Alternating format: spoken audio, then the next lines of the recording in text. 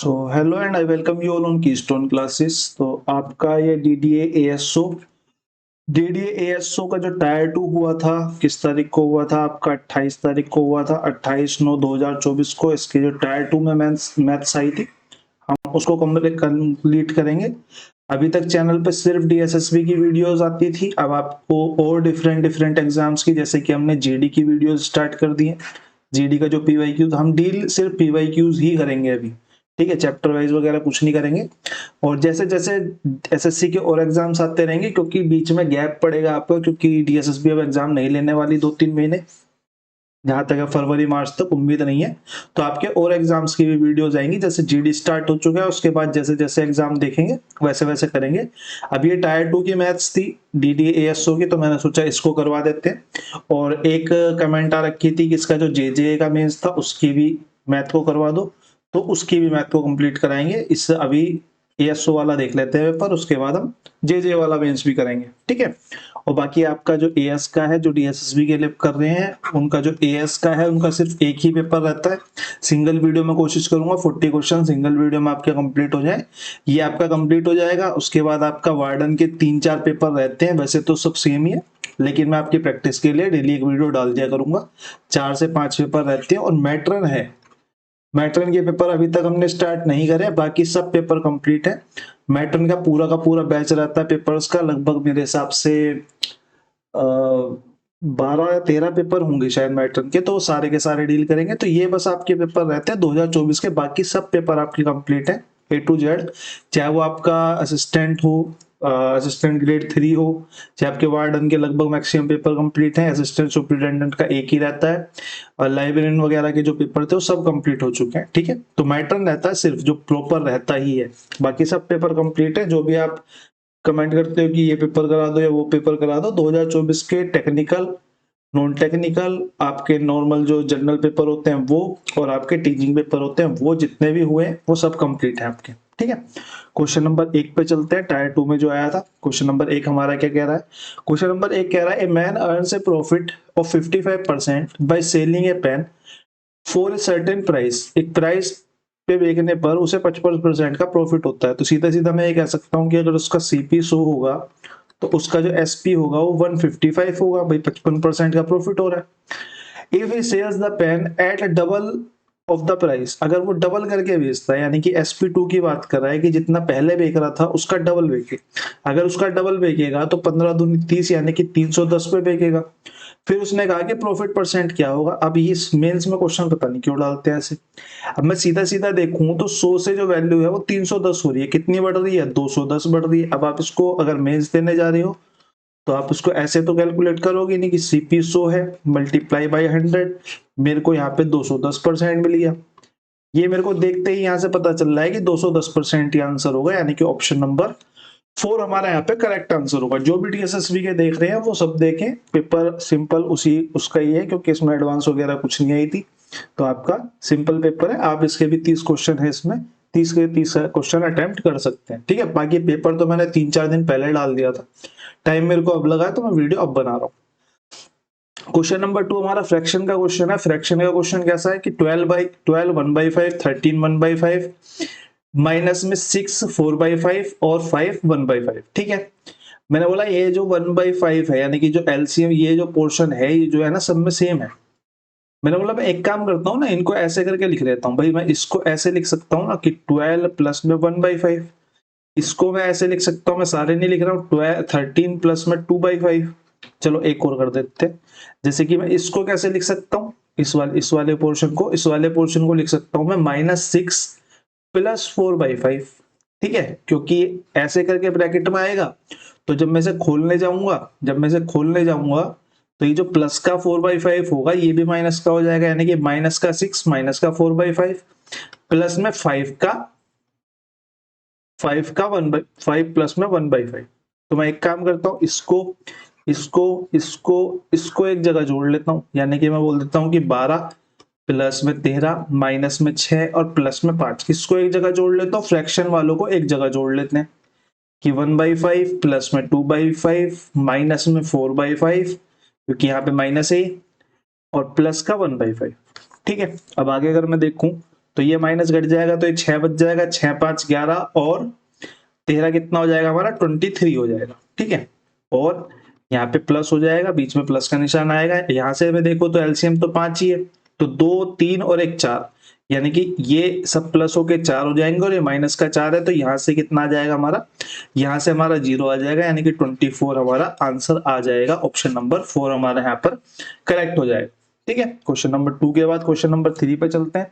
Question number 3 हमारा सा normal सा किसका बोर्ड मार्क्स का क्वेश्चन है, ऑफ वगैरह है नहीं, तो भाग सबसे पहले सोल्व करेंगे, मल्टीप्लाई उसके बाद, और फिर प्लस माइनस देख लेंगे। मैंने देखा यहाँ पे what is the value of this, तो मैंने बोला यहाँ पे डिवाइड है, यहाँ पे डिवाइड है और एक यहाँ पे डिवाइड है। बस मेरे को चक्कर क्या पड़ रहा है कि यहाँ वाला जो डिवाइड है फिर वो आएगा पॉइंट्स में आएगा।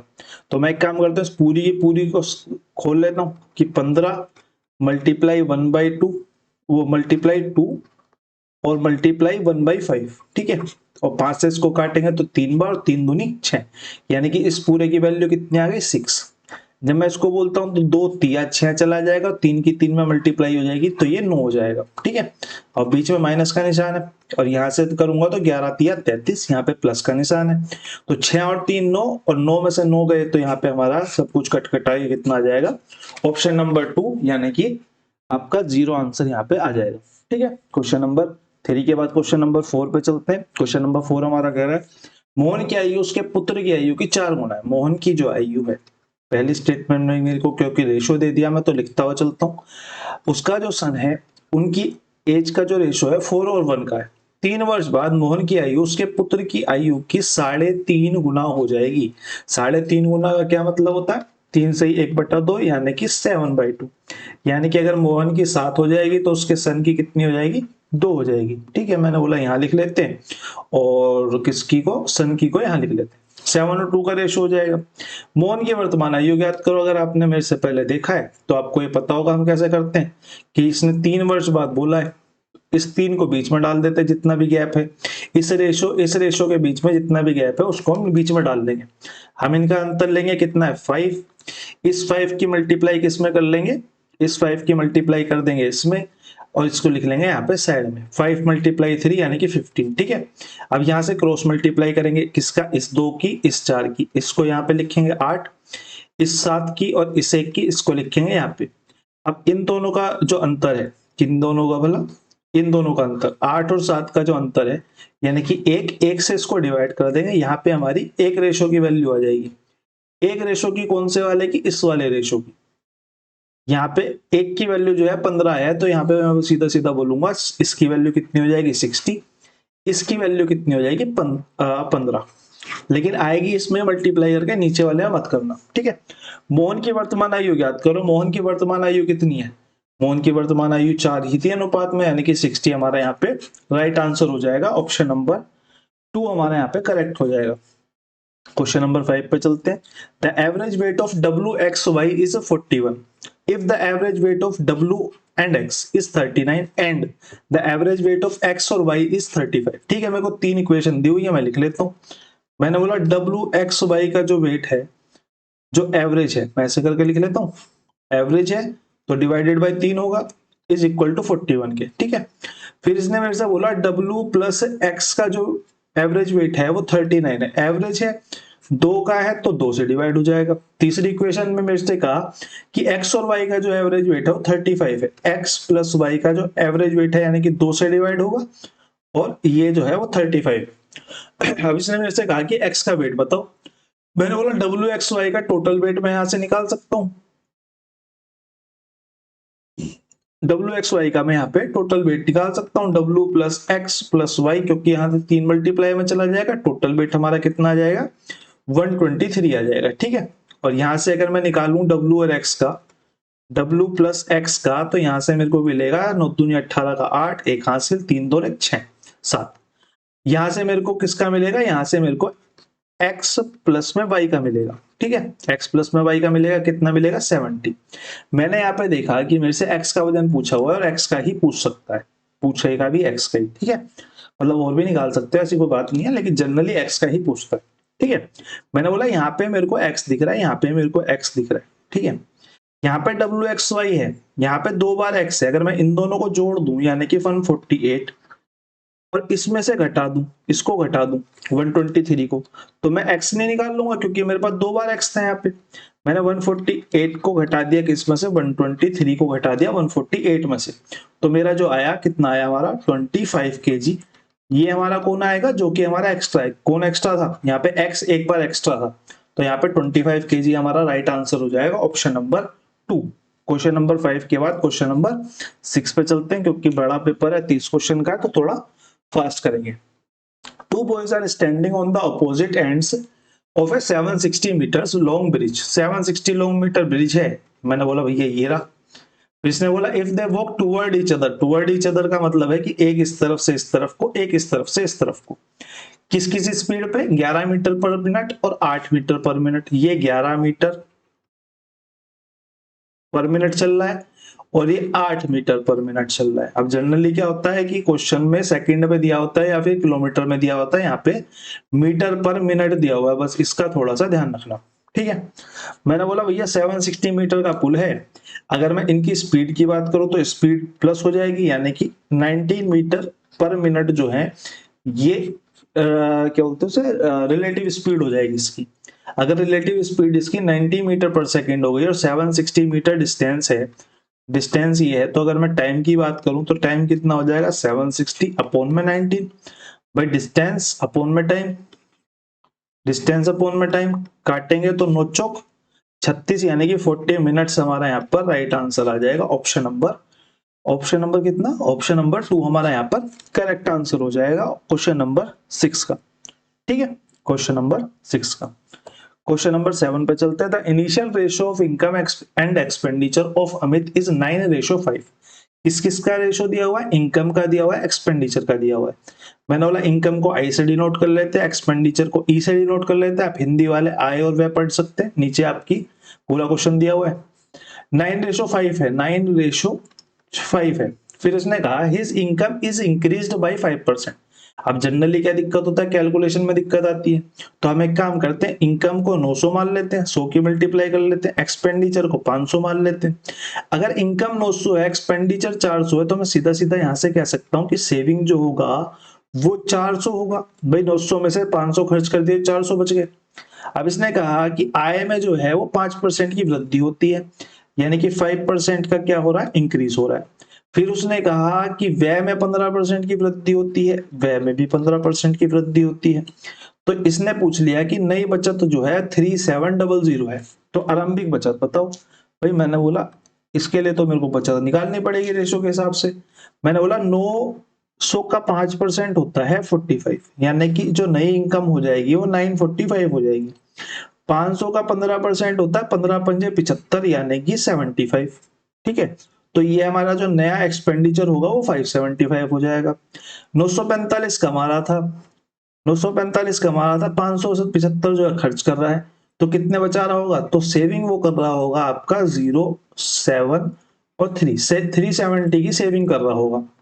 इसी को मेरे को इसने कह दिया कि नई बचत जो है वो 37,000 रुपए है। तो इसने आरंभिक आय पूछ ली मेरे से, आरंभिक आय यानी कि इनिशियल इनकम जो थी वो 900 थी हमारे हिसाब से। तो भाई मैंने बोला अगर 370 की वैल्यू ही इसने मेरे को 37000 दी है और मेरे से 900 की वैल्यू पूछी है, तो मैं निकाल देता हूँ 37000 अपॉन में 370 मल्टीप्लाई बाई 900 हो जाएगा। अगर मैं इसको इससे काटूंगा तो ये 100 टाइम्स जाएगा, तो यहाँ पे हमारी इनकम कितनी आएगी, 9 के आगे 4 जीरो, यानी कि ऑप्शन नंबर हमारे आपको दिख रहा है यहाँ पे 3 हमारा यहाँ पे करेक्ट आंसर हो जाएगा, ठीक है। क्वेश्चन नंबर 7 के बाद क्वेश्चन नंबर 8 पे चलते हैं। क्वेश्चन नंबर 8 आपका क्या कह रहा है, एक बार आप लोग पढ़ लीजिए।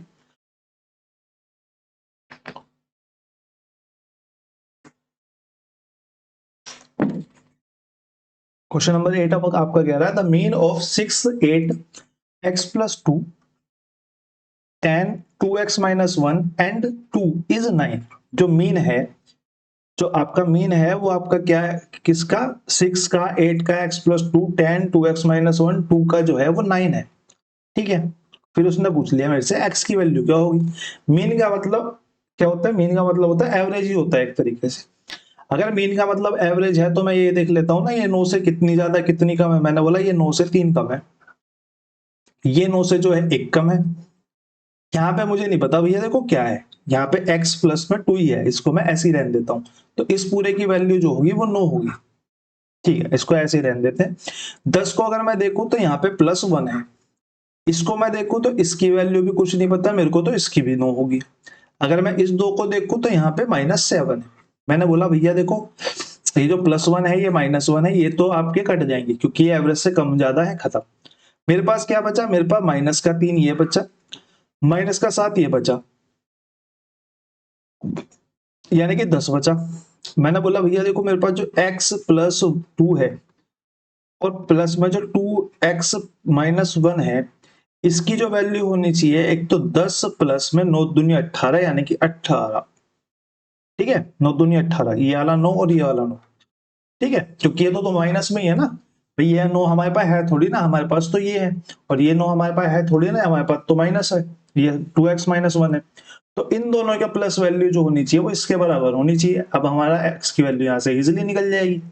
मैं बोलूंगा 3x -1 को उधर ले जाएंगे तो 29 हो जाएगा, 27 हो जाएगा। तो x की वैल्यू कितनी आ जाएगी हमारी, x की वैल्यू हमारी यहाँ से आ जाएगी 9। ऑप्शन नंबर 1 हमारा यहाँ पे करेक्ट आंसर हो जाएगा। ठीक है, क्वेश्चन नंबर 8 हमारा खत्म। क्वेश्चन नंबर 9 की तरफ चलते हैं। The average of 19 results is 60 if the average of first 10 results is 54 and average of last 10 result is 62। भाई 10 पहले दे दिए, 10 बाद के दे दिए, क्योंकि नंबर 19 है, और लेकिन ये तो 10 और 10 20 रिजल्ट हो रहे हैं। 20 रिजल्ट हो रहे हैं तो कौन सा रिजल्ट कॉमन होगा, यहाँ का जो बीच का वो जो रिजल्ट होगा वो कॉमन होगा, यानी कि 9 इधर से छोड़ देते हैं, 9 इधर से छोड़ देते हैं, तो जो 10th रिजल्ट है ये कॉमन होगा। आपसे यही पूछेगा क्वेश्चन में, 10th रिजल्ट ही पूछेगा। ठीक है, 10th ही पूछा। क्वेश्चन कह रहा है कि 19 का जो एवरेज है वो 60 है, 10 का जो एवरेज है वो 54 है, और 10 का जो एवरेज है लास्ट वाले 10 का वो कितना है, 62 है। ठीक है, जो भी देख रहा है, जिसका भी मेंस था वो देख रहा होगा, तो मैं ज्यादा समझा नहीं रहा हूं इसलिए। मैंने बोला भैया एक काम करो, 19 का 60 है, या तो आप टोटल करके निकाल लो, 19 मल्टीप्लाई में 60, यहाँ पे टोटल 10 का इधर टोटल, फिर इसका टोटल, फिर इन दोनों को सम कर दो और इसको उठा के घटा देना। एक तो तरीका ये हो गया आपका। ठीक है, एक सोचने का तरीका ये भी हो सकता है, क्वेश्चन का अप्रोच ये भी हो सकती है कि मैं इसका एक काम करता हूँ, मैं ये देख लेता हूँ कितना कम कितना ज्यादा। भाई एक्चुअल में एवरेज तो 60 है, एवरेज 60 है, तो यहाँ पे क्या है, यहाँ पे -6 है, एवरेज से 6 कम है, कितने रिजल्ट पे, 10 रिजल्ट पे, यानी कि टोटल पे जो है वो 60 कम हो रहा होगा। यहाँ पे क्या है, यहाँ पे एवरेज पे 2 ज्यादा है, कितना रिजल्ट पे, 10 पे, यानी कि यहाँ पे जो है वो 20 ज्यादा हो रहा होगा। यानी कि अगर मैं अंतर देखूं तो मेरे को सीधा सीधा यहाँ पे अंतर दिख रहा है कि एक रिजल्ट इधर उधर होने से -40 हो रहा है। क्योंकि -40 हो रहा है, क्योंकि -40 हो रहा है, तो जो रिजल्ट जो हमें निकालना है डिजायर्ड, जो हमारे 10th वाला रिजल्ट है वो हमारा एवरेज से 40 कम होगा, 40 कम होगा, यानी कि 60 - 40 इज इक्वल टू 20 हमारा यहाँ पे राइट आंसर हो जाएगा। ऑप्शन नंबर 3 हमारे यहाँ पे करेक्ट हो जाएगा। ठीक है, क्वेश्चन नंबर 9 के बाद क्वेश्चन नंबर 10 पे चलते हैं। 10 हमारा कह रहा है median of the number all are in ascending order is 9। जो मीडियन है वो हमारी 9 है। अब मीडियन क्या होती है आपको ये पता होना चाहिए। मीडियन क्या होती है, मीडियन मतलब माध्यिका, माध्यिका मतलब बीच वाली वैल्यू। ठीक है, तो पी का मान पूछ रहा है मेरे से, पहली बात तो ये असेंडिंग ऑर्डर में दिया हुआ है, 9 इसका वो है, तो आप एक काम करो, इसको 9 ही मान लो, मतलब सॉरी, माध्यिका अगर हमारी 9 है तो सारे रिजल्ट का जो टोटल है वो 9 आना चाहिए, ये यहाँ पे कोमा लगना भूल गया। ठीक है, तो जो सारे रिजल्ट का टोटल है वो 9 मल्टीप्लाई में समथिंग होना चाहिए। तो अगर मैं इसका एवरेज 9 मान रहा हूं, तो मैं पिछले क्वेश्चन की तरह, किस क्वेश्चन की तरह, जहां पे मैं देखो मैंने इसमें भी कम ज्यादा माना था और इसमें भी कम ज्यादा माना था, कि एवरेज से कितना कम या कितना ज्यादा है, ये तो करा था हमने, तो ये इस वाले में करते हैं। भाई ये अगर 9 एवरेज है, अगर इसका 9 एवरेज, तो मैं ये देख लेता हूँ कितने कम और कितने ज्यादा है। मैंने बोला यहाँ पे जो है वो -5 है, सेकंड वाले में देखूं तो मैं -3 है, थर्ड वाले में देखूं तो -1 है। पी की वैल्यू मेरे को नहीं पता, तो ये -9 है, खत्म। 12 की अगर मैं बात करूं तो यहाँ पे +9 है, सॉरी +3 है, और 14 की बात करूं तो ये प्लस का 5 है। ठीक है, अब प्लस का 5 और माइनस का 5 खत्म हो गया, माइनस का और ये खत्म हो गया। अब मेरे पास क्या बचा, -9 और यहाँ पे माइनस का 1, यानी कि p की वैल्यू क्या होगी, माइनस का 9 माइनस का 1, यानी कि कितना हो गया 10 हमारा यहाँ पे राइट आंसर हो जाएगा, यानी कि ये मोड में आएगा। ठीक है, तो हमारा 10 यहाँ पे राइट आंसर हो जाएगा, ऑप्शन नंबर कितना, ऑप्शन नंबर 1 हमारा यहाँ पे करेक्ट आंसर हो जाएगा। ठीक है, कोई दिक्कत नहीं है। क्वेश्चन नंबर 10 के बाद क्वेश्चन नंबर 11 पे चलते हैं। 11 आपका किसका, ट्रिग्नोमेट्री का क्वेश्चन है, सिंपल बेसिक प्रॉपर्टी पे क्वेश्चन है। सिंपल बेसिक प्रॉपर्टी में क्यों कह रहा हूं, क्योंकि हमारा 1 प्लस में कोट स्क्वायर थीटा जो होता है वो बराबर होता है कोसेक स्क्वायर थीटा। ये सिंपल सी प्रॉपर्टी यहाँ पे डालनी है, इसकी जगह हम वैल्यू क्या डाल देंगे, कोसेक स्क्वायर थीटा, और हमारा 1 by cosec square, cosec theta sorry, cosec theta जो होता है वो बराबर में होता है साइन साइन थीटा के। तो अगर मैं इसका दोनों तरफ का स्क्वायर कर दूंगा तो हमारा 1 बाई कोसेक स्क्वायर थीटा हो जाएगा इक्वल किसके, साइन स्क्वायर थीटा के, और ये हमारी वैल्यू है, यही हमारा आंसर है। ऑप्शन नंबर 4 हमारा यहाँ पे करेक्ट आंसर है। ठीक है, कोई दिक्कत नहीं है, कोई दिक्कत नहीं है। तो अगले की तरफ को चलते हैं, क्वेश्चन नंबर 12 की तरफ चलते हैं। How many spherical balls of radius 4 centimetre can be made by melting A hemisphere. क्या बनाना है, स्फेरिकल बॉल्स बनानी है, किससे मेल्ट करके, हेमिस्फीयर को मेल्ट करके, रेडियस ऑफ 32 सेंटीमीटर, यानी कि हमें वॉल्यूम ऑफ स्फीयर रखना पड़ेगा वॉल्यूम ऑफ हेमिस्फीयर के इक्वल। ठीक है, और हेमिस्फीयर क्योंकि बड़ा है तो यहाँ पे क्वांटिटी आएगी, यानी कि x मान लेते हैं उसको, नंबर्स को x मान लेते हैं। मैं बोलूंगा भैया वॉल्यूम ऑफ स्फीयर जो होता है वो हमारा होता है 4/3, पाई को हम आई रख लेते हैं क्योंकि हमें पता है कि आमने सामने है तो यहाँ पे कट हो ही जाना है। आर को मैं रख लेता हूँ 4 × 4 × 4 इज इक्वल टू 4 हेमिस्फीयर है तो इसकी वॉल्यूम हो जाएगी 2/3। पाई को पाई ही रख लेते हैं, आर को रख लेते हैं हम 32 × 32 × 32। तो इससे तो ये कट हो गया, पाई से पाई, 3 से 3 कट हो गया, 4 चौक 16 दूनी 32 बोल देते हैं, और 4 चौक 16 दूनी 32 बोल देते हैं। तो ये मेरा कितना आ जाएगा, 2 दूनी 4 दूनी 8, यानी कि x की वैल्यू कितनी आ जाएगी 32 × 8, यानी कि 8 तिया 24 और 8 दूनी 16, यानी कि 256 बॉल्स हम इससे निकाल सकते हैं, यानी कि ऑप्शन नंबर 1 हमारा यहाँ पे करेक्ट आंसर हो जाएगा। ठीक है, क्वेश्चन नंबर 12 के बाद क्वेश्चन नंबर 13 पे चलते हैं। सिंपल सा क्वेश्चन है, एक बार आप लोग पढ़ लीजिए।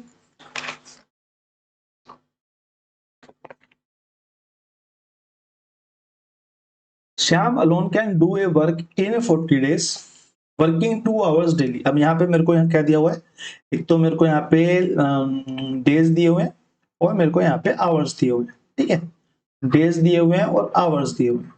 तो मैं एक काम करता हूँ ना, मैं एक काम करता हूँ भैया, मैं सीधे सीधे इनको मल्टीप्लाई करके ये भी तो बोल सकता हूँ कि 80 आवर्स में कंप्लीट कर लेता है, ये भी तो कह ही सकता हूँ मैं जनरल आइडिया से।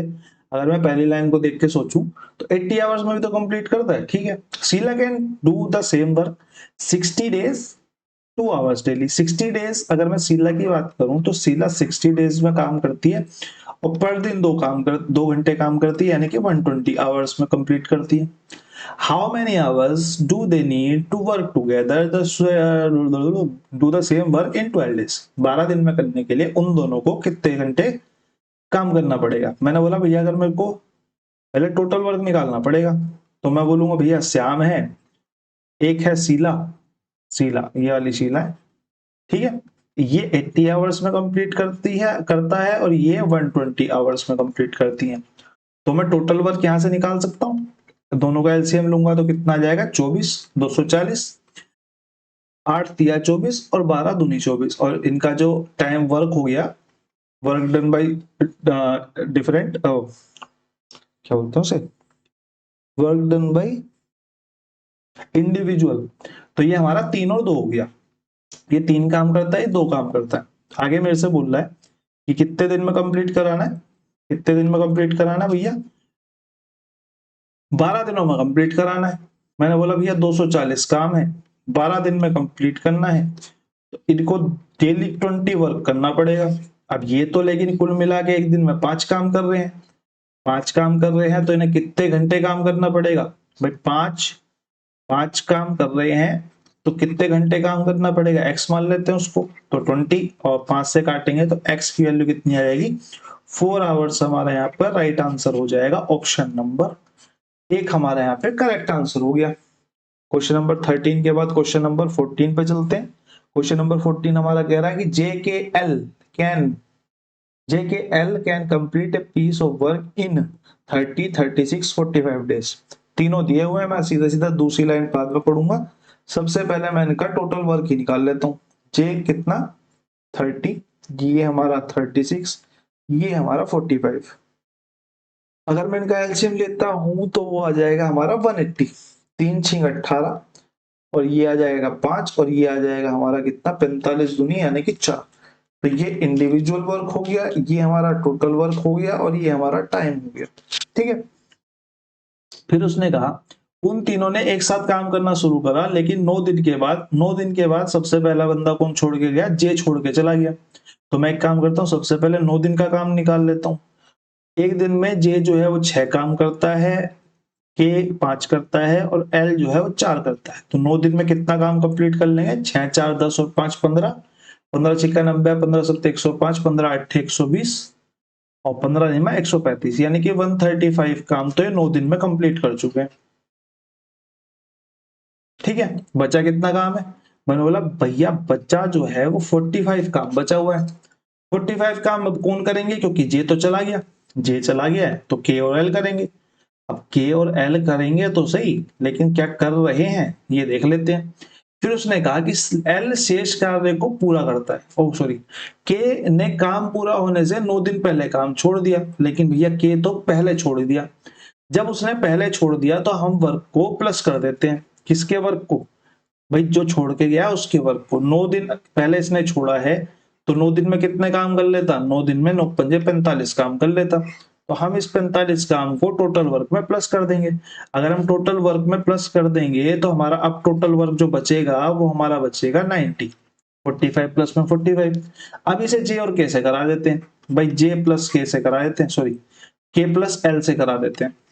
के प्लस एल से करा देते हैं। भैया 90 वर्क है, एक दिन में कितना काम कर रहे हैं? एक दिन में 9 काम कर रहे हैं, यानी कि 10 दिन में और काम कर लेते हैं। अब इसने क्या पूछा है? इसने मेरे से पूछा पूरा काम कितने दिन में खत्म होगा। भाई 9 दिन तो यहाँ लग गए थे और 10 दिन यहाँ लग गए, यानी कि 19 डेज में हमारा जो है ये काम खत्म हो जाएगा। ऑप्शन नंबर 4 हमारा यहाँ पर करेक्ट आंसर हो जाएगा। ठीक है, क्वेश्चन नंबर 14 के बाद क्वेश्चन नंबर 15 एक बार आप लोग पढ़ लीजिए। सिंपल सा क्वेश्चन है, सब करे हुए हैं। डीएसएसबी में लगभग सारे क्वेश्चन हमने करे हुए, उससे थोड़े से हल्के ही हैं, भारी नहीं है। मेंस का नाम सुन के कहीं आप सोच रहे हो भारी है, भारी नहीं है। थोड़ी सी लैंग्वेज में डिफरेंस हो सकता है, लेकिन भारी बिल्कुल भी नहीं है। A person lent certain sum of money at the annual rate of 50% on simple interest. ठीक है, 4 years, after 4 years interest amounted 110 more than the sum lent. जो सम उसने दिया था उससे 1100 रुपए और ज्यादा उसको क्या मिलता है? इंटरेस्ट मिलता है। तो इंटरेस्ट के बारे में ये कह रहा है कि भैया प्रिंसिपल से और 1100 रुपए फालतू उसको इंटरेस्ट के रूप में मिल जाते हैं। कब? 4 ईयर के बाद। मैं बोलूंगा भैया 50% अगर पर ईयर मैं गेन कर रहा हूं सिंपल इंटरेस्ट, तो 4 साल में कितना कर लूंगा? भैया मैं तो 200% कर लूंगा। लेकिन अगर मैं प्रिंसिपल की बात करूं वो तो अपने आप में 100% होगा। तो मैंने यहां से देखा कि 100% मैं यहाँ पे फालतू कर लूंगा प्रिंसिपल से। इसी की वैल्यू मेरे को इसने 1100 दी हुई है, इसी की वैल्यू मेरे को इसने 1100 दी है, यानी कि 100% की वैल्यू कितनी है? 1100 है। अब मेरे से क्या पूछ रहा है? उधार दी गई राशि कितनी होगी? बस यहीं पे यार क्वेश्चन खत्म हो गया। उधार दी गई राशि भी अपने आप में 100% ही होगी, तो यही हमारा आंसर हो जाएगा 1100। ऑप्शन नंबर 2 हमारे यहाँ पे करेक्ट आंसर हो जाएगा। ठीक है, क्वेश्चन नंबर 15 के बाद क्वेश्चन नंबर 16 पे चलते हैं। क्वेश्चन नंबर 16 हमारा क्या कह रहा है? एक सेकंड, हाँ जी। solid cylindrical A solid cylinder having radius of base is 35 centimeter and height is 40 centimeter. अब सिलेंडर जो है आपको पता होना चाहिए कैसा होता है। भाई सिलेंडर हमारा ऐसा होता है, नीचे यहाँ पे 2 चक्के होते हैं, मतलब सर्कल होते हैं, ये इसकी रेडियस होती है, ये ऊपर भी ऐसी होता है और ये इसकी रेडियस होती है। ठीक है, आटा रखने वाली टंकी देख लेना, वो आपकी सिलेंडर की शेप की होती है। मैक्सिमम घरों में तो ऐसी होती है। सिलेंडर मत देखने लग जाना, सिलेंडर में थोड़ा सा मुंह ऊपर से चपटा होता है, फिर आप बोलोगे ऊपर नीचे कम है। ठीक है, तो ये हमारा सिलेंडर होता है, ये इसकी हाइट होती है, ये इसकी रेडियस होती है, ठीक है। रेडियस के बारे में इसने कहा कि ये 35 सेंटीमीटर की है, और हाइट के बारे में इसने कहा कि ये 40 सेंटीमीटर की है। अब मेरे से पूछना क्या चाह रहा है, is bisected by a plane parallel to its base to get two identical cylinders। अब इसने जो बेस है इसके पैरेलल इसको कट कर दिया, किसमें, दो बराबर भागों में। दो बराबर भागों में मतलब ये है कि अभी यहाँ पे जो ऊपर वाला है इसकी हाइट 20 सेंटीमीटर रह जाएगी, और एक नीचे वाला हो जाएगा, इसकी हाइट 20 सेंटीमीटर हो जाएगी। अब इसने कहा कि कुल सतह के क्षेत्रफल में कितने प्रतिशत की वृद्धि होगी, कुल सतह के क्षेत्रफल में कितने प्रतिशत की वृद्धि हुई पूछा है इसने, ना कि मेरे से वॉल्यूम पूछी है, ठीक है। मतलब मेरे से एग्जैक्ट नंबर नहीं पूछा, मेरे से परसेंटेज पूछी है। ये सब जो है वो परसेंट में है ना, ऐसी है ना क्वेश्चन में। एक सेकंड मुझे याद करने दो, हाँ परसेंट में थे, ठीक है, कोई दिक्कत नहीं है। मैंने बोला भैया अगर मेरे से नंबर पूछा ही नहीं तो मैं इस 35 का और 40 का करूं क्यों, मैं तो इसको करता ही नहीं। मैं बोलता हूँ भैया टीएसए में मेरे से अंतर पूछ रहा है, तो मेरे को पता होना चाहिए कि टीएसए और सिलेंडर जो होता है वो हमारा होता है 2 पाई आर और एच प्लस में आर, ठीक है। मैंने बोला जब बड़े वाला केस होगा, बड़े वाला जो केस होगा, बड़े वाला सिलेंडर होगा, मैं यहाँ पे लिख देता हूँ, ठीक है। बड़े वाला जो केस होगा उसमें क्या होगा, उसमें हाइट होगी हमारी 40 और आर होगी हमारी 35। और जब वो बाइफरकेट हो जाएगा दो हिस्सों में, तो हाइट वहां पे हो जाएगी पर की 20 और आर हो जाएगी वहां पे, आर वहां पे 35 की 35 ही रहेगी। तो मैं ये कह सकता हूं कि यहाँ पे 2 पाई आर तो सेम रहेगा, यहाँ पे एच, बड़ी वाली एच को एच ही बोल देते हैं, ठीक है, और यहाँ पे प्लस में आर। अगर मैं इन दोनों का रेशो ले लूं, किसका, बड़े वाले का यानी कि पूरे का, और दोनों आधों का, दोनों आधों का,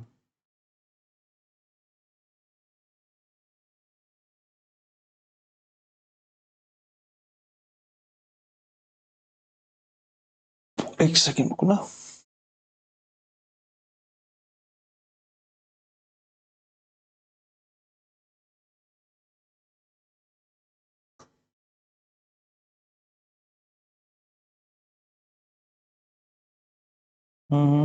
ठीक बात है। हम्म तो यहाँ पे क्या हो जाएगा, यहाँ पे बस मैं दो मल्टीप्लाई कर देता हूँ, किसमें, 2 पाई आर, और इस वाले को एच छोटा लिख देता हूँ और आर के, ठीक है। अब अगर मैं यहाँ पे वैल्यूज डालना स्टार्ट करूं, क्योंकि ये रेशो में है, और इस 2 पाई आर से ये 2 पाई आर पूरी कट हो जाएगी, तो यहाँ पे सिर्फ एच प्लस आर बचेगा। बड़ी वाली एच कितनी थी, 40 थी, आर कितनी थी, 35। रेशो में अगर मैं बात करूं तो दो, अंदर छोटी वाली एच कितनी थी, 20 थी, और यहाँ पे आर कितनी थी, 35 थी, ठीक है। तो यहाँ पे कितना हो गया, ये 75 हो गया, ये कितना हो गया हमारा 55 मल्टीप्लाई में 2 यानी कि 110। 110 अगर मैं 5 से काट देता हूं तो ये हमारा बनेगा 5 दूनी 10 और 5 दूनी 10, 5 एकम 5 और 55 25 यानी कि 15:22 हमारा यहाँ पे टीएसए का जो रेशो है वो आ जाएगा। क्योंकि हमें नंबर निकालने की जरूरत ही नहीं है, इसलिए मैंने यहाँ पे रेशो लगा दिया, ठीक है। क्योंकि हमसे परसेंटेज हम पूछा है, एग्जैक्ट नंबर में पूछा ही नहीं है। मैंने बोला कितना फालतू बनेगा, मेरे से ये तो पूछा था कितनी ज्यादा हो जाएगी, वृद्धि हो जाएगी। मैंने बोला भैया 7 फालतू बनेगा। एक्चुअल में पहले कितना बनता, वो एक्चुअल में रेशो के हिसाब से 15 बनता, तो मैं परसेंट निकाल देता हूँ बस। तो यानी कि 700 अपॉन में 15, 15 चौका 60, 15 पंजे 75 ज्यादा हो जाएगा, तो 15 चौके में मान ली जाएगी। दो ऑप्शन बन रहे हैं, ये तो 50 से ऊपर है, ये 50 से ऊपर है, तो दोनों कट हो जाएंगे। तो 15 चौका 60 यानी कि 10 बचेगा, और 15 छिक्का 90 यानी कि 46 पॉइंट समथिंग हमारा यहाँ पे राइट आंसर आएगा, जो कि मुझे सिर्फ एक ही ऑप्शन में दिख रहा है, 45, 46 या 47। 46 वाला हमें ऑप्शन नंबर 3 में दिख रहा है, हम इसको टिक मारेंगे, ये जो है वो बहुत दूर है, तो ये भी हट जाएगा। ऑप्शन नंबर 3 हमारा यहाँ पर करेक्ट आंसर हो जाएगा। क्वेश्चन नंबर 16 के बाद क्वेश्चन नंबर 17 देख लेते हैं। A part of 2000 was lent at the rate of 20% per annum on simple interest and the remaining part of at the rate of 10% per annum at simple interest. The total interest received after 2 years from both is 560 rupees. Find the ratio of money lent. अच्छा, ratio पूछा हुआ है मेरे से, ठीक है, money का ratio पूछा हुआ है, ना कि मनी पूछी हुई है। मनी पूछी हुई होती तो हम एक काम कर सकते थे, हम शिफ्टिंग पे चले जाते, ठीक है, लेकिन शिफ्टिंग से तो हमें मनी मिलती है। अगर आप लोगों ने शिफ्टिंग पढ़ा हो तो शिफ्टिंग से तो हमें मनी मिलेगी, लेकिन रेशो में तो उससे क्या बोलते हैं, एलिगेशन से अगर मैं जाऊं, अगर मैं एलिगेशन से जाऊं तो मुझे सीधा सीधा क्या मिलेगा, रेशो मिलेगा। सीधा सीधा मेरे को क्या मिलेगा, मेरे को रेशो मिलेगा। अगर मेरे से मनी पूछ लेता तो मैं यहाँ पे डेफिनेटली रेशो मेथड पे चला जाता। जैसे 20 की पूछता तो मैं 10 पे लगा देता तो 20 की आ जाती। 20 के पूछ लेता तो मैं वो सॉरी 10 के पूछ लेता तो मैं 20 पे लगा देता और मेरी 10 आ जाती, ठीक है। लेकिन यहाँ पे रेशो पूछा हुआ है तो मैं यहाँ पे एलिगेशन पे जाऊंगा। अब एलिगेशन पे जाऊंगा कैसे, क्वेश्चन कह रहा है कि 2000 के एक भाग को 20% के इंटरेस्ट पर, शेष भाग को 10% के इंटरेस्ट पर भेज दिया गया। 2 वर्ष के बाद कुल 560 रुपए प्राप्त हुए। मैं बोलता हूँ भैया 560 ही तो प्राप्त हुए, कितने टाइम पे, वो कितने प्रिंसिपल पे, भाई P into R into T तो होता है, P into R into T upon में 100 इज इक्वल टू इंटरेस्ट के, इंटरेस्ट और प्रिंसिपल नीचे आ जाएगा 200, 2000 टाइम कितना 2 साल और मल्टीप्लाई बाई 100, यानी कि यहाँ से मेरे को रेट ऑफ परसेंट मिल जाएगी। टोटल पे मेरे को कितनी मिली, मैंने बोला 2 जीरो से 2 जीरो खत्म, 1 जीरो से 1 जीरो खत्म, 2 दूनी 4, 4 एकम 4, 4 चौक 16, यानी कि मेरे को कितनी मिली, मेरे को रेट मिली 14%। लेकिन मेरे को रेट तो यहाँ पे 20 और 10 मिली थी, तो अब मैं यहाँ पे उठा के एलिगेशन लगा देता हूँ। भाई मेरे को 20 10 मिली थी, लेकिन मेरे को एक्चुअल में 14% मिली है, तो मेरे को क्या क्या मिला होगा, मैंने भैया रेशो लिया तो यहाँ से मिला मेरे को 4%, यहाँ से मिला मेरे को 6%, परसेंट से हो गया परसेंट कट, क्योंकि रेशो में है 2 से काट लेंगे तो 2 दूनी 4 और 2 तिया 6, यानी कि 2:3 हमारा क्या होगा, 2:3 हमारा पार्ट होंगे 2000 रुपए के, ठीक है। यानी कि अगर आपसे इंडिविजुअल पूछ भी लेता तो 5 की वैल्यू कितनी हो जाती है 2000, तो 1 की वैल्यू कितनी होगी 5 चौक 20 यानी कि 400, तो ये वाला भाग कितना हो जाता 800 रुपए और ये वाला भाग कितना हो जाता 4 तिया 1200 रुपए, ठीक है। आपका ऑप्शन नंबर 2 यहाँ पे करेक्ट आंसर हो गया। क्वेश्चन नंबर 17 के बाद क्वेश्चन नंबर 18 पे चलते हैं। A chord of length 48 centimeter is at a distance of 7 centimeter from the center of a circle. What is the length of the chord of the same circle which is at a distance of 15 centimeter from the center of circle? ये थोड़ा सा circle का question है, एक दो question ही है इसमें जो एडवांस के, तो ये जो डीएसएसबी की तैयारी वगैरह कर रहे हैं तो वो स्किप कर सकते हैं फिलहाल के, ये आपका आता नहीं है, नहीं ये नहीं आता आपका डीएसएसबी में, ठीक है। बाकी अगर कोई वैसा एसएससी वगैरह वाला है तो इसको कर सकता है। मैंने बोला एक सर्कल है, 48 सेंटीमीटर लंबाई की एक जीवा है, मैंने बोला यहाँ ले लेते हैं 48 सेंटीमीटर लंबाई की एक जीवा। जीवा होती है जो सेंटर से टच नहीं करती, सबसे बड़ी जो जीवा होती है वो होती है हमारी क्या बोलते हैं उसे, व्यास, ठीक है। हाँ व्यास ही तो होता है, ठीक है। 48 सेंटीमीटर वाली जीवा है। फिर उसने कहा कि वृत्त से 7 सेंटीमीटर की दूरी पर है, केंद्र से 7 सेंटीमीटर की दूरी पर है, यानी कि यहाँ की बात कर रहा है। और ये जो दूरी होती है हमेशा परपेंडिकुलर होती है, ये बात सबको पता होनी चाहिए, नहीं पता है तो कभी करेंगे तो तुम देख लेंगे, ठीक है। ये जो दूरी होती है वो परपेंडिकुलर होती है, दूरी का मतलब ही परपेंडिकुलर होता है, ठीक है, दूरी का मतलब ही परपेंडिकुलर होता है, ये बात समझ लो। ये 7 सेंटीमीटर दूर है। अब ये जो है ये यहाँ पे राइट एंगल ट्राइंगल क्रिएट हो जाता है, ये यहाँ पे राइट एंगल ट्राइंगल क्रिएट हो जाता है, क्योंकि यहाँ पे पूरी दूरी 48 है और ये आधे आधे भागों में डिवाइड होती है, तो ये 24 हो जाएगा और ये 24 हो जाएगा। मैंने बोला यहाँ पे ट्रिपलेट लग गई, भाई 7 24 25 की ट्रिपलेट लग गई, यानी कि ये जो वैल्यू है वो यहाँ पे 25 हो गई और ये जो वैल्यू है वो आर है इसकी, रेडियस है इसकी, ठीक है। अब मेरे से दूसरी वाली लाइन में पूछ रहा है कि उसी वृत्त की जीवा की लंबाई याद करो। उसी वृत्त पे एक और जीवा है, मैंने इसको यहाँ पे ड्रॉ कर लिया रैंडम, ठीक है। क्वेश्चन चेंज हो गया है तो हम इसका जरा कलर भी चेंज कर लेते हैं। वृत्त के केंद्र से 15 सेंटीमीटर की दूरी पर हो, यानी कि ये जो दूरी है वो 15 सेंटीमीटर हो। मैंने बोला ये मेरे को डिस्टेंस बतानी है, ये वाली पूरी। अगर मैं इसकी आधी निकाल लूंगा, यानी कि अगर मैं ये निकाल लूंगा, ये निकाल लूंगा तो मेरा काम हो जाएगा। मैं बोलूंगा भैया ये निकालने के लिए मेरे को ये पता होनी चाहिए, और ये तो मैंने अभी निकाली थी 25 है, ये तो मैंने अभी निकाली थी 25 है। मेरे को यहाँ पे 90 डिग्री के सामने यहाँ पे 25 मिल गई, एक मेरे को यहाँ पे 15 मिल गया। मैंने बोला ये मेरे को नहीं पता, मैंने बोला ये 3 का मल्टीपल है, 3 मल्टीप्लाई 5, और ये मैंने बोला ये 5 का मल्टीपल है, 5 मल्टीप्लाई 5, तो हमारा 3 4 5 तो ट्रिपलेट होती है, बस उसमें 5 का ही तो मल्टीपल हो रहा है। तो यहाँ पे एक सेकेंड, रात ज्यादा हो गई, तो यहाँ पे 5 का ही तो मल्टीपल हो रहा है, तो मैं इसको बोल दूंगा कि 5 मल्टीप्लाई 4 होगा, यानी कि ये जो x की वैल्यू है ये 20 हो जाएगी, यानी कि यहां से यहां तक की वैल्यू 20 सेंटीमीटर हो गई। अगर ये 20 सेंटीमीटर हो गई तो ये बची हुई कितनी हो गई, ये भी 20 हो गई, क्योंकि यहाँ पे परपेंडिकुलर ड्रॉ होगा और यहाँ पे आधे आधे में डिवाइड करेंगे, इस पूरे की लंबाई कितनी हो जाएगी 20 + 20 यानी कि 40 सेंटीमीटर हमारा यहाँ पे राइट आंसर हो जाएगा। ऑप्शन नंबर 2 हमारा यहाँ पे करेक्ट आंसर हो जाएगा। ठीक है, क्वेश्चन नंबर 18 के बाद क्वेश्चन नंबर 19 पे चलते हैं। क्वेश्चन नंबर 19 आपका, if the two successive discounts of 10% and 30% are given on the market price of the article, then what will be the ratio of market price and selling price, यानी कि आपसे MP और SP का जो है वो ratio पूछ रहे हैं। इस केस में क्योंकि हमें छूटें दी गई हैं तो यहाँ पे हम MP को 100% मान सकते हैं, लेकिन SP पे क्योंकि छूट दे दी गई 10% की और 30% की, तो SP कितना हो जाएगा भैया, मैंने बोला MP 100 है, 10% की छूट दी है तो 90/100, सीधा सीधा लिखने में फायदा है क्योंकि आपको फटाफट कटता हुआ चला जाएगा। 30% की छूट दी है तो 70/100। यहाँ पे अगर मैं इसकी काटा पीटी कर देता हूँ, 4 जीरो पूरी की पूरी 4 कट जाएंगी, तो ये 100 रेशो में 9 7 63, यानी कि MP और SP का रेशो कितना आ जाएगा 100 रेशो में 63, यानी कि ऑप्शन नंबर 2 हमारा यहाँ पर करेक्ट आंसर हो जाएगा।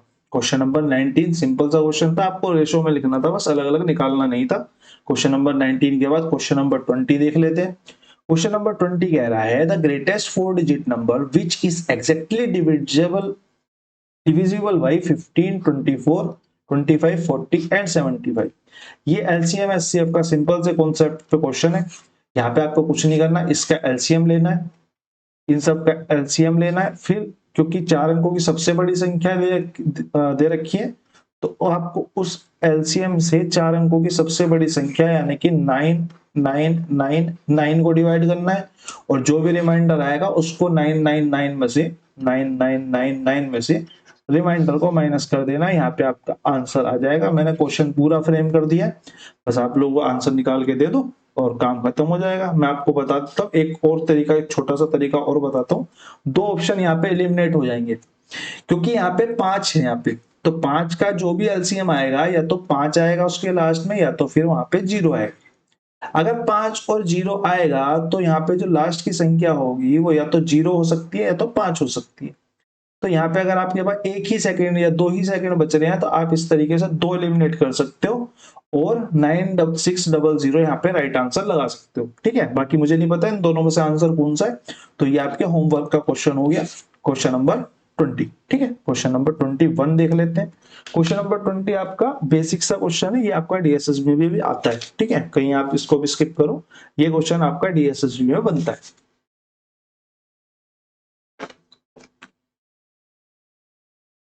एसएससी वगैरह में तो बनता ही है, डीएसएसबी में बनता है ये क्वेश्चन कभी कभी, लेकिन बनता है। क्वेश्चन कह रहा था angles of a triangle are in the ratio 15:2:1। ठीक है, what is the largest angle of triangle. तो लार्जेस्ट एंगल वही होगा जिसकी जो ये रहा ना लार्जेस्ट एंगल ही तो, एंगल्स का ही तो रेशो दिया हुआ है 15:2:3। ट्राइंगल में कितने एंगल होते हैं, 3 एंगल होते हैं, 3 एंगलों का सम कितना होता है 180 होता है, 180 डिग्री।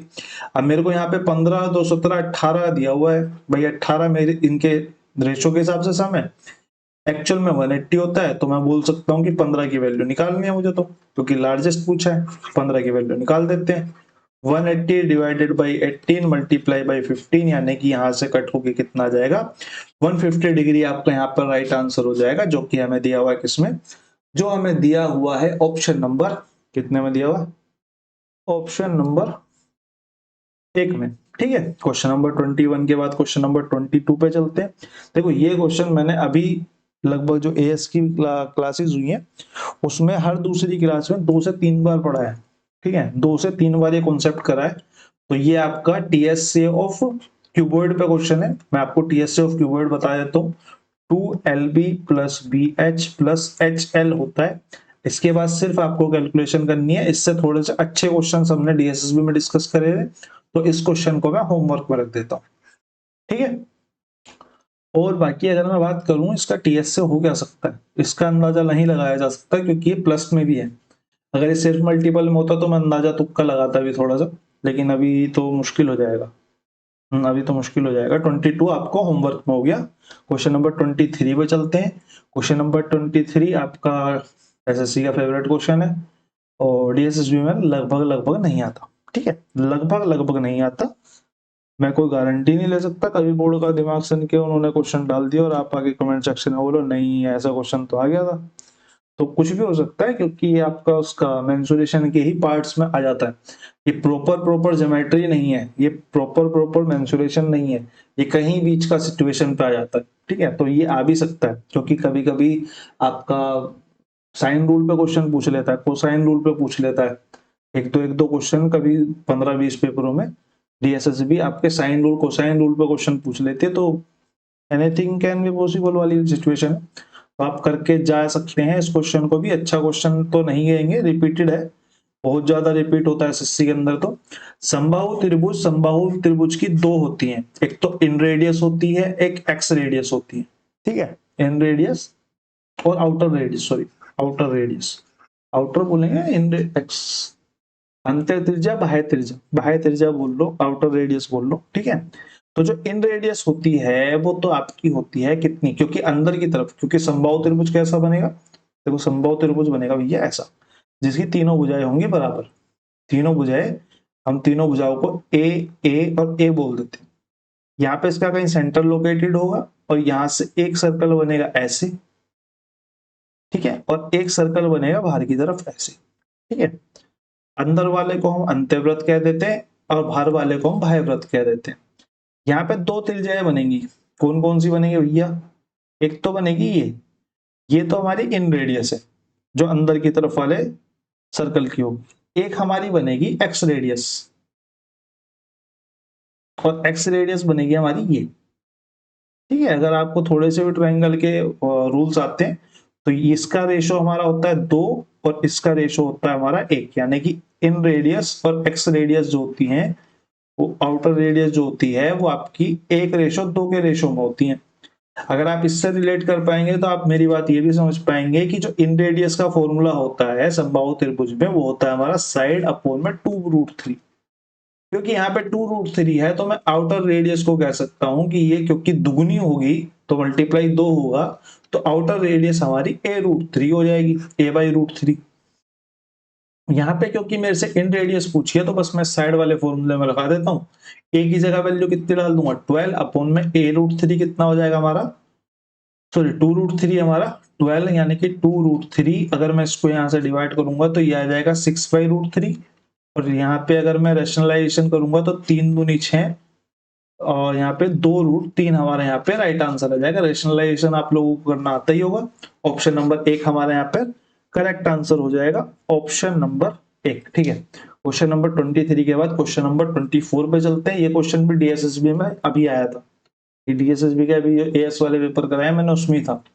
ठीक है, एक घनाकार आकार के कमरे में एक सबसे लंबी छड़ रखनी है, सबसे लंबी छड़ रखनी है यानी कि वो डायगोनली रखी जाएगी। डायगोनली रखी जाएगी, ये घनाकार कमरा थोड़ा सा टेढ़ा होगा, उसके लिए माफी चाहते हैं। तो जो घनाकार कमरे में जब छड़ रखी जाती है तो ये इसका जो विकर्ण होता है यानी कि डायगोनल होता है, डायगोनली रखी जाती है ना सबसे लंबी छड़, तो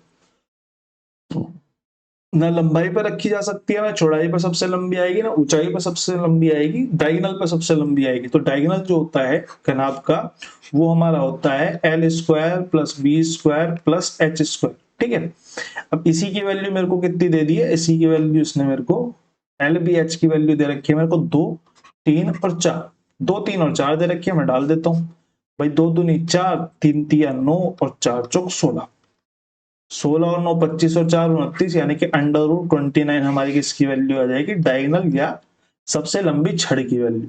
ठीक है, लॉन्गेस्ट रोड, आप इसे लॉन्गेस्ट रोड बोल लो या फिर आप इसको डायगोनल बोल दो, दोनों में से जो जी करता हो वो कह सकते हो। ऑप्शन नंबर 3 आपका यहाँ पर करेक्ट आंसर हो जाएगा। क्वेश्चन नंबर 24 के बाद क्वेश्चन नंबर 25 एक बार आप लोग पढ़ लीजिए, मैं थोड़ा सा पानी भी ले लूं।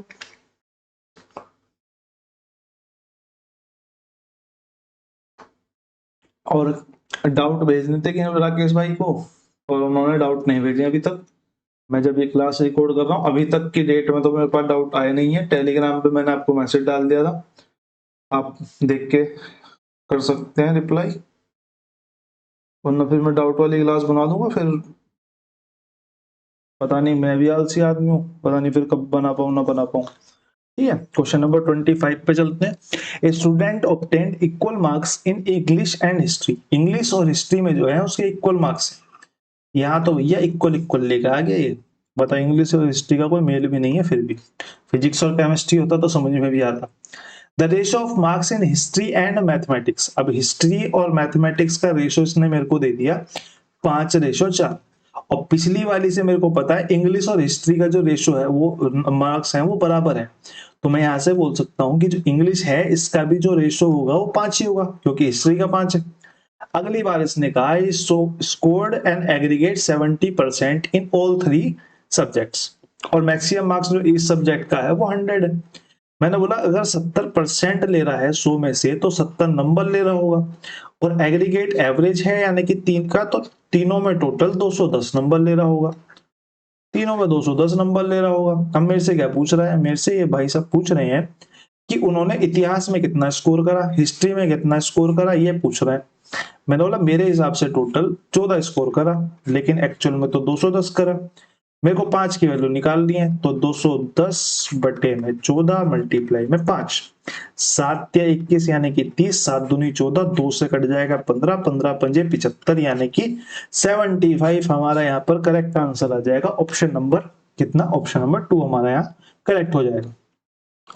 क्वेश्चन नंबर 25 के बाद क्वेश्चन नंबर 26 की तरफ चलते हैं। A train is moving at a speed of 60 kilometre per hours, how many seconds will it take to cover 900 metres. ठीक है, 60 किलोमीटर पर आवर्स की स्पीड है, क्योंकि मेरे से आंसर सेकंड में पूछा है तो मैं मीटर पर सेकंड में चेंज करने के लिए 5/18 से मल्टीप्लाई कर देता हूँ, तो 6 ढाई से हो जाएगा, 6 दूनी 12, 6 18 यानी कि 50/3 मीटर पर सेकंड इसकी स्पीड हो गई। मेरे को ट्रेवल कितना करना है, मेरे को यहाँ पे टाइम निकालना है, तो time is equal to distance upon में स्पीड। डिस्टेंस कितना है हमारा 900 मीटर्स, और स्पीड कितनी है हमारी 50/3। 3 ऊपर मल्टीप्लाई हो जाएगा जाके, 50 से काटूंगा तो 2 बार, और 3 दूनी 6 और 9 6 54 यानी कि 54 सेकेंड्स हमारा यहाँ पे राइट आंसर हो जाएगा। ऑप्शन नंबर 2 हमारा यहाँ पर बिल्कुल करेक्ट आंसर हो जाएगा। 26 के बाद क्वेश्चन नंबर 27। क्वेश्चन नंबर 27 हमें कह रहा है कि यदि दो संख्याओं का अंतर 25 है और उनके वर्गों का अंतर 125 है तो संख्या ज्ञात कीजिए। कितना सिंपल सा क्वेश्चन है। मैंने बोला हाँ, मैंने बोला भैया दो संख्याओं का अंतर, मैं दो संख्याओं को क्या मान लेता हूँ, ए और बी मान लेता हूँ। अंतर इनका a माइनस बी जो है वो 25 है। फिर मेरे को कह दिया है दूसरी इक्वेशन में कि भैया जो a स्क्वायर है और माइनस बी स्क्वायर है, मेरे को नहीं पता कौन सा बड़ा है कौन सा छोटा है, मेरे को इस बारे में बिल्कुल नॉलेज नहीं है, मैंने सिर्फ लिख दिया है। ठीक है, मान के चल रहे कि a बड़ा है, क्योंकि इससे ही फर्क पड़ता है, किसी किसी क्वेश्चन में बहुत ज्यादा फर्क पड़ जाता है, और शायद मुझे लग रहा है इसमें पड़ेगा क्योंकि माइनस में ऑप्शन है। ठीक है, ए स्क्वायर माइनस बी स्क्वायर जो है वो 125 है, तो नंबर्स बताने हैं। मैंने बोला भैया यहाँ से मैं यहाँ जाऊंगा तो मैं एक काम करता हूँ ना, इसको बाइफरकेट कर लेता हूँ भाई, इसको मैं बोल देता हूँ a प्लस बी और a minus B is equal to 125 के। भाई A square plus B, A square minus B square formula होता है ये इसमें बाइफरकेट हो जाता है, खुल जाता है। तो अगर मैंने ये फॉर्मूला डाल दिया और मैंने बोला a माइनस बी की वैल्यू तो मेरे पास 25 है, इसकी वैल्यू मेरे पास 25 है, तो a प्लस बी की वैल्यू आ सकती है यहाँ से। मैंने बोला 125 है तो 25 बन जाए 125, यानी कि a प्लस बी जो है वो यहाँ से 5 आ गया, a प्लस बी यहाँ से 5 आ गया। मैंने बोला भैया बहुत अच्छी बात है, माइनस वाला ज्यादा आ रहा है प्लस वाला कम आ रहा है, बहुत गंदी बात है। मेरे से संख्याएं पूछी है, मैंने बोला a क्या होगा भाई, जोड़ के आधा यानी कि 25 प्लस में 5 यानी कि 30 बटे में 2 यानी कि कितना आ जाएगा 15, और b कितना होगा वो होगा भैया घटा के आधा, घटा के आधा यानी कि 20। अब यहाँ पे देखो गड़बड़ हो जाती है, ये माइनस वाले सीन में यही गड़बड़ होती है। अब यहाँ पे एक नंबर जो होगा वो माइनस में होगा, एक नंबर जो होगा वो माइनस में होगा, निकल के क्या आएगा, निकल के आएगा घटा के आधा यानी कि आपका, निकल के तो आएगा आपका प्लस का 10, लेकिन आपका प्लस का 10 होगा नहीं, माइनस वाला 10 होगा, क्योंकि यहाँ पे क्या है वो आपको देखना पड़ेगा थोड़ा सा ना, इसको समझना पड़ेगा। ये क्वेश्चन बहुत रेयर टू रेयरेस्ट आता है जिसमें कि माइनस में आंसर आता है, ये आपको देखना पड़ेगा, क्योंकि प्लस करके जो संख्या आ रही है वो माइनस की कम आ रही है, जबकि माइनस में जो संख्या है वो ज्यादा है, तो आपका जो बी वाला पोर्शन होगा वो माइनस में आएगा। ठीक है, बी वाला पोर्शन माइनस में आएगा, तभी ये 25 आएगा भाई। ये तो 15 प्लस का है, अगर यहाँ पे मैं -10 करता हूं तो ये तो भैया 5 आना चाहिए, लेकिन यहाँ पे 10 25 आ रहा है, तो यहाँ पे ये माइनस बी होगा यानी कि -10 होगा। ये आपको बहुत ध्यान से देख के क्वेश्चन का आंसर लगाना था, किसी ने कैलकुलेशन में फटाफट फटाफट के चक्कर में कैलकुलेशन करी होगी तो उसने आंसर लगा दिया होगा ये, जो कि गलत है। ठीक है, क्वेश्चन नंबर 27 के बाद क्वेश्चन नंबर 28 पे आते हैं। क्वेश्चन नंबर 28 आपका है जे का वजन के वजन का 8 गुना है, के का वजन एल के वजन से 25% है। ठीक है, तीनों का रेशो निकल के आ जाएगा इजिली। यदि तीनों का औसत वजन 1470 है, भैया तीनों का औसत वजन 1470 है, तो तीनों का टोटल जो वजन है वो 1470 मल्टीप्लाई में 3 होगा, टोटल वेट। और क्योंकि मेरे को यहाँ पे रेशो दिया हुआ है मैं लिख लेता हूँ भैया, जे और के बारे में ये कह रहा है कि जे का वजन के से 8 गुना है। जे का वजन, अगर के का वजन 1 है तो जे का वजन 8 है। ठीक है, फिर इसने बोला कि his weight is 25% more than L. 25% का मतलब हो गया 1/4, और मोर देन है तो यहाँ पे 5/4, यानी कि जो के का वजन है वो एल के वजन से 25% अधिक है, यानी कि इसकी वैल्यू 5 हो गई और एल की वैल्यू 4 हो गई। तो यहां से मैं जे के एल का निकाल सकता हूं कि इनका रेशो कितना होगा, 8 पंजे 40, और ये 5 हो गया और ये 4 हो गया। ये मेरे पास जे के एल का रेशो आ गया तीनों का एक साथ। अब मेरे से आगे कह रहा है कि जे का वजन हो, ज्ञात करो भैया जे का जो वजन है वो 4 है, टोटल मेरे पास कितना है, मैंने बोला टोटल मेरे पास एक्चुअल में 49 है, यानी कि 49 की जो वैल्यू है वो 1470 मल्टीप्लाई 3 है, लेकिन मेरे को तो 4 की पता करनी है, तो 4 की पता कर देते हैं। 1470 multiply 3 divided by 49 multiply by 4, 49 से काटेंगे तो 3 बार पूरा जाता दिख रहा है मेरे को, 30 बार, सॉरी एक सेकेंड। ओ, यदि तीनों का औसत वजन 1470 है, मल्टीप्लाई बाई 3, 4 तिया 12, 9 तिया 27, 4 तिया 12 दूनी 24, सॉरी 4 तिया 12, 12 तिया 36, 360 आ रहे तो, एक सेकेंड दो भाई, 3600 नहीं आ रहा, 360 आ रहा है, ऐसा क्यों? सॉरी, जे का वजन पूछा है, मैं एल का निकालने में लग रहा हूँ। जे का वजन पूछा है, यानी कि 40 की वैल्यू पूछी है, मैं वही तो कह रहा है, एक जीरो पता नहीं कहां से कम हो गए, तो 4 तिया 12 तिया 36, यानी कि 3600 हमारा यहाँ पर राइट आंसर हो जाएगा, ऑप्शन नंबर 1। क्वेश्चन नंबर 28 तक हम कर चुके हैं। क्वेश्चन नंबर 29 आपका सिंपल सा बोर्ड मार्क्स का क्वेश्चन है, प्लस माइनस डिवाइड कुछ भी नहीं है, ऑफ नहीं है, ब्रैकेट नहीं है, तो आपको सीधा सीधा मल्टीप्लाई करके जोड़ते हुए चले जाना है, मल्टीप्लाई करना है फिर जोड़ना और घटाना है। ठीक है, तो ये आपका क्वेश्चन होमवर्क में होता हुआ, क्वेश्चन को जरूर अटेम्प्ट करें, कमेंट सेक्शन में जरूर पार्टिसिपेट करें। क्वेश्चन नंबर 13 आज, सॉरी क्वेश्चन नंबर 30 आज का लास्ट क्वेश्चन, और थोड़ा सा अच्छा भी कह सकते हैं। एक दुकानदार ने एक कुर्सी खरीदी जिसका अंकित मूल्य 3500 है। भाई दुकानदार किसी दुकान पे गया, 3500 रुपए की एक कुर्सी अंकित मूल्य वाली उसने खरीदने की बात करी। खरीदने की बात करी, कैसे खरीदने की बात करी भैया, 20% की 2 छूटे दे दे, क्योंकि मुझे तो आगे बेचनी है, क्योंकि दुकानदार खरीद रहा है। ठीक है, दुकानदार तो आगे बेचेगा। अब फिर उसने, दुकानदार ने अपने यहाँ पे लाके कुर्सी को 2576 का बेच दिया। अब लाभ का प्रतिशत बताओ। लाभ तो मैं तब बताऊंगा ना जब मुझे सीपी पता होगा, तो मुझे सीपी निकालने के लिए क्या करना पड़ेगा भैया, एमपी जो है उसका 3500 है। अब 20% की छूट देता है, यानी कि 80/100 पे लेके आता, लेकिन उसने तो एक और ले ली, उसने एक और 20% की छूट ली, यानी कि प्राइस को फिर उसने 100 से 80 कर दिया। 4 से 4 जीरो पूरी कट जाएंगी, तो अब मैं बोलूंगा सीधा सीधा कितना, 8 पंजे 40 और 8 चौक 8 तिया 24, 28, एक सेकेंड, 8 पंजे 40 और 8 19 16 8 तिया 24, 2880, 2880 मल्टीप्लाई बाई 2880, यार इतना ज्यादा दुनिया ना चाहिए। 8 पंजे 40 की जीरो, 4 हासिल, 8 तिया 24 और 4 28, 35 अट्ठे 2880, हाँ ठीक है, मल्टीप्लाई बाई 8, यानी कि कितना बढ़ गया हमारा, अरे नहीं यार, एक सेकंड, कुछ गड़बड़ कर रहे हैं हम।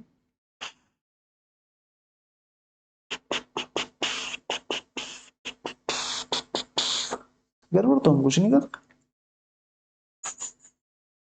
8, अरे 2880 आएगा, 280 आएगा ना, रात के बज गए 1, दिमाग नहीं चल रहा है बिल्कुल भी। ऐसा में ऐसा जनरली होता ही रहता है, तो कोई बड़ी बात है नहीं। कैलकुलेशन मिस्टेक मेरी यूएसपी है भैया, मेरे को जादूगर वाली कैलकुलेशन नहीं आती। तो ये हमारा आ जाएगा 280 मल्टीप्लाई में 8, यानी कि 0, 8 64 का 4, 6 हासिल, 8 दूनी 16 और 6 कितना हो गया 2240, ठीक है 2240, यानी कि दुकानदार का जो सीपी है वो कितना हो जाएगा 2440। लेकिन उसने क्या करा, उसने तो दुकान पे लाके बेच दी, कितने में बेच दी 2576 पे। अब एसपी इतना है, सीपी इतना था, मैंने बोला भैया कितने का फायदा उठाया, इस भाई साहब ने कितने का फायदा उठाया, मैंने यहाँ पे देखा कि 325 यानी कि 336 रुपए का फायदा उठा लिया। 336 का फायदा उठा लिया, तो अगर मैं प्रॉफिट परसेंट की बात करूं, क्योंकि परसेंट ही पूछा है, तो 336 कितने में खरीदी, 2240 में। परसेंट निकालने के लिए 100 से मल्टीप्लाई, एक जीरो से एक जीरो काट देते हैं, और ये 2 से और काट देते हैं, 2 से काट ले, 4 से काट लेते हैं, 4 अट्ठे 32, 4 चौक 16, 4 पंजे 20, 4 छिक 24, फिर 4 से कट जाएगा, 4 दूनी 4 एकम, 4 एकम 4 चौक 16, 7 से कट जाएगा, 7 तिया 21, 7 दूनी 14, 2 से ही जाएगा 5 बार, और 5 तिया 15% हमारा यहाँ पर प्रॉफिट अर्न हो जाएगा। ऑप्शन नंबर 3 हमारा यहाँ पे करेक्ट आंसर हो जाएगा, ठीक है। क्वेश्चन आपके 30 थे, 30 के 30 मिनट्स के क्वेश्चन आपके कंप्लीट हो चुके हैं। इसके बाद हम मिलेंगे किसमें, इसके बाद हम मिलेंगे, इसकी पीडीएफ आपको दूं, आप मेरे को कमेंट सेक्शन में बता देना सोल्व वाली पीडीएफ अगर आपको चाहिए तो, अनसोल्ड वाली तो मैंने डाल ही दी थी, ठीक है। तो ये पीडीएफ मैं आपको टेलीग्राम चैनल पे ही प्रोवाइड करा दूंगा, और बाकी आप लोगों से मुलाकात होगी अब, मतलब आज कितनी तारीख हो गई, रात की 20 तारीख के 1 बज रहे हैं, तो आपसे मुलाकात होगी फिर या तो 20 तारीख की शाम को जेडी के पेपर के साथ, या फिर आपकी 21 तारीख को, 21 को कराएंगे तो एएस का पेपर कराएंगे, 21 को तो एएस का ही पेपर कराएंगे, ठीक है। धन्यवाद, मिलते रहेंगे।